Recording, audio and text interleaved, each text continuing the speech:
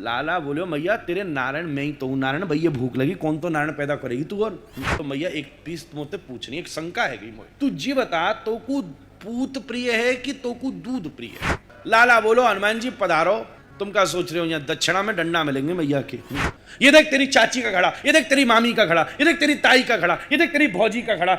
लाला ने लिया एक ईंटा ऐसा मारो कि चाची सीधी नीचे टपक गई। एक दिन सवेरे सवेरे मैया माखन चला रही थी। लाला की माखन की ध्वनि सुनकर के नींद खुली है। एकदम लाला उठो। मैया ने देखी छोरा उठ गए, अगर जाते नजर मिली और मैं हंसी तो घर के बर्तन सबरे टूट जाएंगे। लाला आयो मैया की पीठ पे लद गो और इधर ते कंदाते मुंह डाल के बोलो मैया ता। मैया इधर देखे फिर मैया ता, फिर इधर देखे मंदी मंद मुस्कुराए, हाथ घुमाए के बैठाओ गोदी माऊ और रस्सी पकड़ाई दी और माखन की मटकी चलवाने लगे। बोलो मुंह भूख लगी बहुत जोर की। अरे अभी भोग लगने दे नारायण को, फिर भोग लगाऊंगी तो को खवाऊंगी फिर। लाला बोलो मैया तेरे नारायण मैं ही तो हूँ नारायण भैया भूख लगी कौन तो नारायण पैदा करेगी तू। और ऐसा नहीं बोलते, ज्यादा भूख लगी है तो मेरा दूध पी ले। मैया दूध पिवाने लगी। थोड़ी देर में मैया के आंचल ते मोहरों निकाल के लाला बोलो मैया एक पीस मोते पूछनी एक शंका है गई मोए। मैया बोली सवेरे सवेरे लघु शंका हुए दीर्घ शंका हुए जी कौन सी शंका तेरे मोहड़ा में ते पैदा हुई है महाराज। बोले एक शंका है गई मोकू का शंका है गई तू जी बता तो को पूत प्रिय है कि तो को दूध प्रिय है। मैया बोली लाला मोको तो पूत ही प्रिय है मेरो बालक मुंह ना पर प्रिय दूध साची। हाँ ठीक वाह मेरी मैया बहुत अच्छी कह के दूध पीवन लगो। 5 मिनट निकले होंगे कि सामने कढ़ाई पे दूध उबरवे लगे हो और उबर के अग्नि पे गिरवे वालों की मैया ने लाला को मोहरों निकालो छाती ते और भगी दूध चलावे और कढ़ाई पे दूध चलाई। लाला नीचे परो यो पहले तो औंधा सो अभी तो गोदी में था ऐसो मुंह फैलाया उसने खींच गो। मैंने पूछी आती और बोली पूत प्रिय या मुंह मैं बिल्कुल प्रिय ना हूं। लाला उठो एकदम गुस्सा में भीतर गए कमरा में किवाड़ कर लीनी बंद। वो कमरा में घड़ा रखे बहुत सारे लटक रहे। मैया जब बड़ी खुश होती तो कन्हैया का हाथ पकड़ के ले जाती। ये देख तेरी चाची का घड़ा, ये देख तेरी मामी का घड़ा, ये देख तेरी ताई का घड़ा, ये देख तेरी भौजी का घड़ा। लाला ने लिया एक ईंटा ऐसा मारो कि चाची सीधी नीचे टपक गई। सारे घड़ा फोड़ डाले नीचे से ऊपर का मोड़ लटक रहा नीचे सबरे खानदान ने फांसी पर चढ़ा दी। और जब कमर तक दूध दही घी से कमरा भर गो ठाकुर जी बुराते भर गो ठाकुर जी खुद कूद गए तो भगवान के मधुर शरीर का स्पर्श होते ही पंचामृत बन गया। भगवान ने पुकारा आओ काक पिक शुक कपी आगम्यताम हनुमान जी तुमने पत्ते खा के सीता जी की खोज की थी, आओ मैं तुमको आज दिव्य रस पिलाता हूं। सुखदेव जी गंगा किनारे बैठकर परीक्षित से कहते राजन उस दिन हमने श्री कृष्ण के हाथ से वो क्या पंचामृत पिया कि हमारी चोंच ऐसी मीठी हो गई जब उससे भागवत बही तो भागवत भी मधुराती मधुर है। थोड़ी देर में मैया ने दरवाजा खटखटाया ए द्वार खोल द्वार खोल।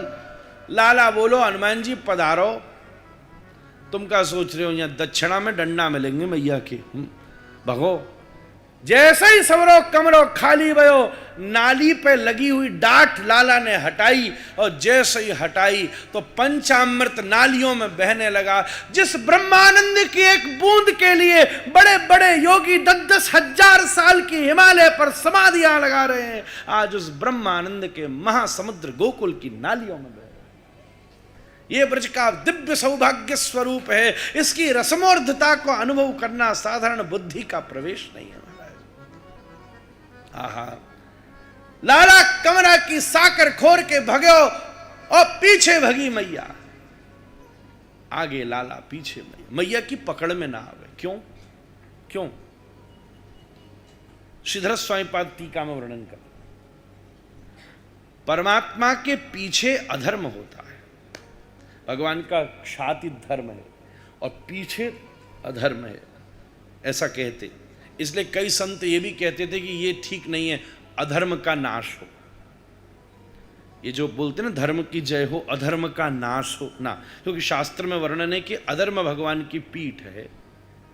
तो कहते ना पीठ में डंडा मारोगे।